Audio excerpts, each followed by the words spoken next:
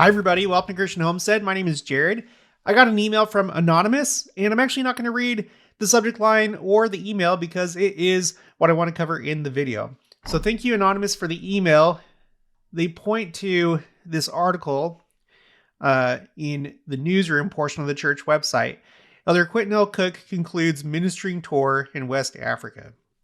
Elder Quentin Cook of the Quorum of the 12 Apostles has completed his ministering tour of the Africa West area of the Church of Jesus Christ of Latter-day Saints from February 13th to the 22nd, where he shared instruction, love, and witness of the Savior with members and leaders. He was accompanied by his wife Mary and Elder Michael T. Ringwood of the Presidency of the 70 and his wife Rosalie.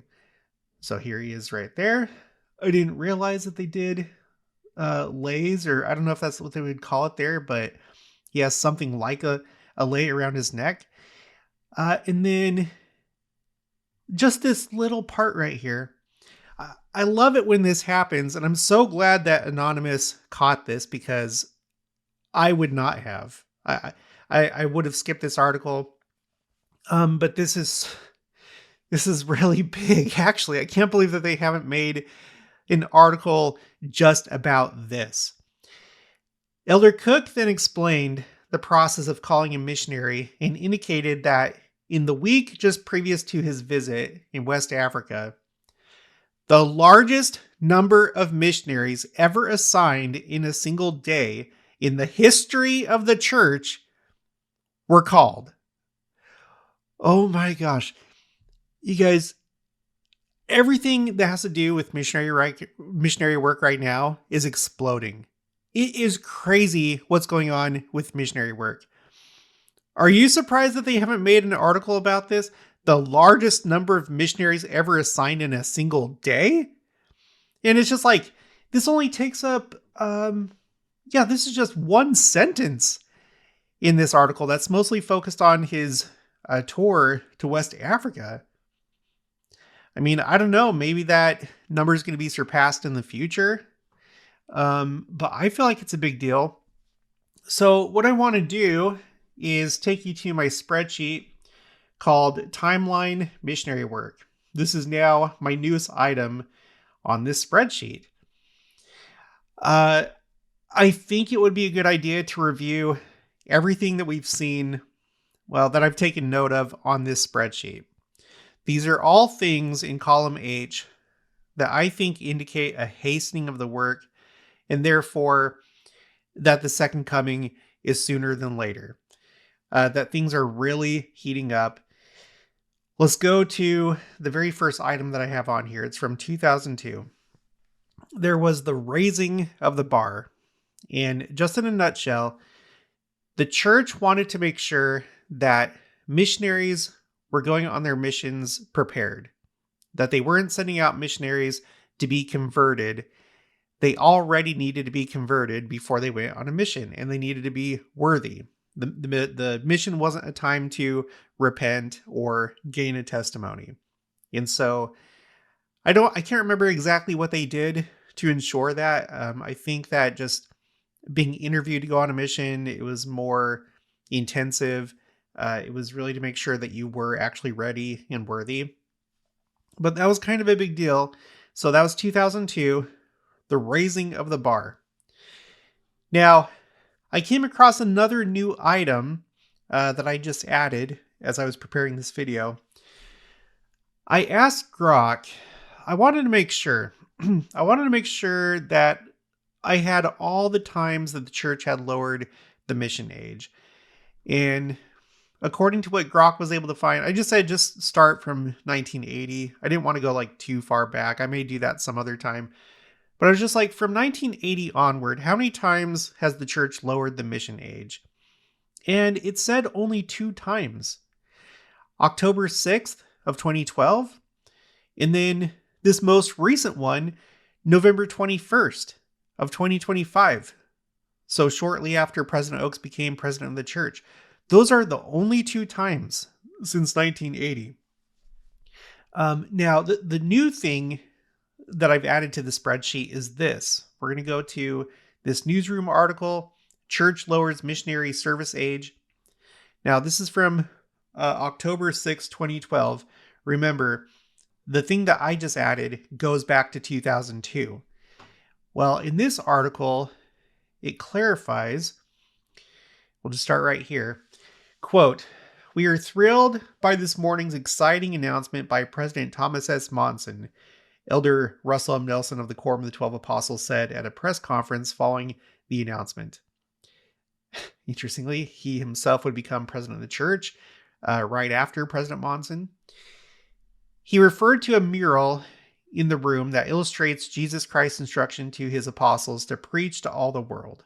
Quote, "We are expanding our efforts to give more," that's a key word, "to give more young men and women an opportunity to participate in that divine commission." So for that reason, I have classified this event that we're about to talk about as an event that would go under column I for all hands on deck. Because I recently did a video noting all the things that seem to indicate that the church is calling for all hands on deck. That this is seriously a hastening. We need to hurry up. We need all available manpower for missionary work and for everything else. But on this spreadsheet, we're focused on missionary work. All hands on deck. So this is the first one that I have on my spreadsheet. According to my research, it goes back to 2002. All hands on deck with missionaries. Okay, continuing. Church leaders are emphasizing that the change does not suggest that all missionaries should or will does not suggest all missionaries should or will serve at an earlier age than before. The change simply provides an option for young people to begin their missionary service earlier if they are prepared to do so. Quote, "No young man or woman should begin his or her service as a missionary before they are ready," Elder Nelson said. Quote, now here's the thing that I've added to the spreadsheet. Over the past decade, so this is said in 2012, so from like about 2002 to 2012, over the past decade, permission has been given for young men from 48 countries to serve at age 18. This experience has been very positive. We've found that these missionaries are capable and qualified to serve. So I can only assume that starting around 2002, this was like the beta phase, the testing phase of, is this going to work if we allow 18-year-olds to go on missions? And it turns out that the answer was yes. And I think President Monson actually mentioned that in his talk where he announced the lowering of the mission age. And although it's not mandatory to go when you're 18, he said that you should only go if you're ready. Obviously, it led to, and we saw it once President Monson made it the standard across the world. It led to a missionary surge because most people will go as soon as they can. Not everybody, but it is an all hands on deck situation. And I think most people considering going on a mission, they do go as soon as they can. Okay, so I'm excited about that. So since 2002, as far as my research shows right now, that's the first instance of all hands on deck. Okay, 2004, this was the year that I went on my mission to Spain, the Spain-Barcelona mission. Preach My Gospel was introduced. Before that, you had the lessons that you were supposed to memorize. This was supposed to be a new way of doing missionary work that was more guided by the Spirit. And I was in this period of like this awkward transition between the lessons. Like we were still kind of like using the lessons, but also transitioning to Preach My Gospel. It was interesting, but this was a big deal. Preach My Gospel. Okay. And then 2012, the lowering of the mission age from 19 to 18 for young men. Okay. And then I can't remember if something changed for women. If like if they could start serving at 19 or something like that. I can't remember. Okay. 2014, the service missionary program testing begins. So this is for like young adults to be service missionaries. So again, let's just point out. So all hands on deck when they were testing the lowering of the mission age in 48 countries. All hands on deck when they just officially lowered the mission age. All hands on deck finding new ways for young adults to serve as missionaries. Because I think before that point, it's like if you couldn't serve as a young adult, if you couldn't serve in a regular full-time teaching missionary capacity, then you just didn't go on a mission. And this allowed for more to serve. And they can obviously still bring others to Christ and share the gospel. So all hands on deck. 2018, now President Nelson is president of the church, and he introduces the concept of the Lord's Youth Battalion in the worldwide devotional for youth called Hope of Israel. Let's see, January 2nd, 2019. Oh, by the way, that's all hands on deck because he's officially trying to recruit. It's like a recruitment thing. Please join the Lord's Youth Battalion, all hands on deck. January 2nd, 2019. Service missionary program expands to all of the United States and Canada. All applicants are first considered for full-time proselyting missions. So all hands on deck.